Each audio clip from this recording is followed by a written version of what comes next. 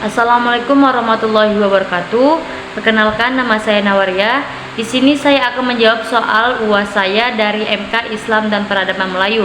Soal pertama yaitu pengaruh Islam dalam kebudayaan Melayu. Pengaruh Islam dalam kebudayaan Melayu sangat mendalam dan meluas, mencakup berbagai aspek kehidupan, sehingga Islam menjadi inti atau ruh dari kebudayaan Melayu. Berikut ini ada beberapa pengaruh utamanya. Yang pertama, identitas dan pandangan hidup. Nilai-nilai Islam menjadi dasar pandangan hidup masyarakat Melayu. Seseorang yang memeluk Islam sering disebut masuk Melayu. Yang kedua, bahasa dan aksara.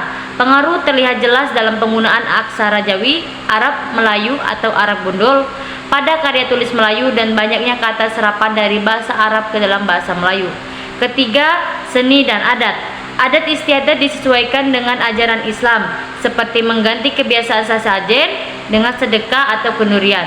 Tema-tema keislaman juga masuk ke dalam seni sastra. Yang keempat, hukum dan pemerintahan. Prinsip-prinsip syarak atau hukum Islam menjadi landasan dalam sistem hukum dan pemerintahan adat Melayu. Yang kedua, yaitu jelaskan perubahan Islam yang dibawa oleh alam Melayu pada bidang arsitektur. Yang pertama yaitu orientasi bangunan.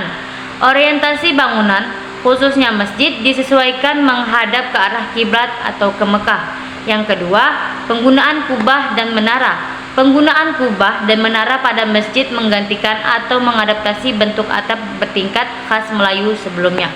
Yang ketiga, ragam hias dan ornamen.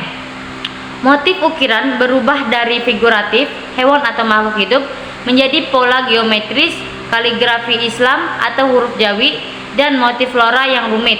Motif hewan yang masih digunakan dipengaruhi secara Islami, misalnya motif lebah yang melambangkan kemaslahatan. Yang keempat, simbolisme filosofis. Elemen arsitektur menyertakan simbolisme yang mencerminkan ajaran Islam, seperti jumlah anak tangga yang melambangkan rukun Islam atau sifat wajib Nabi. Yang kelima, tata ruang. Adanya pemisahan ruang yang lebih jelas antara area publik dan privat, serta penambahan teras lebar dan balai yang luas yang mencerminkan fungsi sosial Islami untuk menerima tamu atau berkumpul. Soal yang ketiga yaitu jelaskan makna dari pepatah adat, adat bersendi syarak, syarak bersendi kitabullah. Adat bersendi syarak atau adat bersendikan syariat, aturan adat dan kebiasaan masyarakat dalam mengatur kehidupan sehari-hari. Hukum dan perilaku harus sesuai dengan ajaran dan hukum Islam atau syarak. Syarak bersendi kitabullah, syariat bersendikan Al-Quran.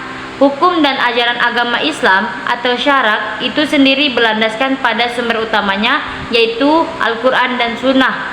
Falsafah ini menciptakan kerangka hidup yang mengintegrasikan nilai-nilai budaya lokal dengan nilai-nilai universal agama, memastikan bahwa adat yang diterapkan selalu dalam koridor kebenaran agama yang menciptakan ketertiban, keadilan, dan keharmonisan. Ungkapan ini juga sering dilengkapi dengan syarak mangato, adat memakai, syariat berkata, adat memakai, yang artinya syariat menjadi pedoman utama sementara adat menjadi cara penerapannya dalam kehidupan sehari-hari. Soal keempat adalah jelaskan sejarah dan dinamika masuknya Islam di Myanmar. Pada pertengahan abad ke-7, para pedagang muslim Arab yang hendak berniaga ke Tiongkok telah singgah di sepanjang garis pantai Myanmar. Saat itu masih dikenal bernama Burma. Pada abad ke-9, para pedagang muslim pertama kali mendarat di delta Sungai Ayeyarwady, di pantai Tanitari dan di Rakhine. Bukti kedatangan mereka dapat ditemukan dalam catatan para penjelajah dari Arab, Persia, Eropa, dan Tiongkok. Umat Islam mulanya menempati wilayah di sekitar pantai Arakan, sebelum kemudian meluas ke arah selatan. Ajaran Islam masuk melalui jalur perdagangan dan pelayaran, kemudian menyebar melalui sarana pernikahan. Umat Islam juga umumnya adalah keturunan dari masyarakat muslim Arab dan Persia yang menetap kemudian menikah dengan kelompok etnis lokal Myanmar. Selain pedagang, umat muslim yang tiba di Myanmar umumnya personel militer, tawanan perang, pengungsi atau korban perbudakan dari India. Di samping itu pula banyak juga umat Islam awal yang juga memegang posisi sebagai penasehat kerajaan administrator kerajaan, otoritas pelabuhan, dan ahli pengobatan tradisional. Soal kelima yaitu jelaskan maksudnya Islam di Jambi. Islam masuk ke Jambi melalui jalur perdagangan dan dakwah sejak abad ke-15 Masehi di masa Sriwijaya. Namun islamisasi besar-besaran terjadi pada abad ke-13 dengan datangnya Datuk Paduka Berhala Ahmad Salim atau Ahmad Barus dari Turki yang menikah putri selaras Pinang Masak dan melahirkan anak laki-laki yang bernama Orang Kayu Hitam atau Said Ahmad Kamil dan mendirikan kerajaan Jambi yang bercorak Islam. Lalu berkembang melalui ulama dan pedagang Arab, Persia, serta Turki yang aktif di sepanjang Sungai Batanghari. Mengakar kuat dengan budaya Melayu Jambi seperti pepatah, adat bersendi syarak, syarak bersendi kitabullah. Jambi adalah pusat perdagangan strategis di jalur pelayaran internasional, menarik pedagang muslim dari Arab, Persia, dan India. Keterlibatan dengan pedagang muslim memperkuat hubungan politik dan keagamaan dengan bukti kontak diplomatik awal dengan Khalifah Umar bin Abdul Aziz.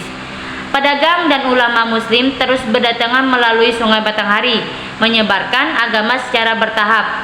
Teori ini menyebutkan peran pedagang Arab, Ahmad Salim, dan Persia yang berdagang di Selat Malaka. Itu saja jawaban saya. Wassalamualaikum warahmatullahi wabarakatuh.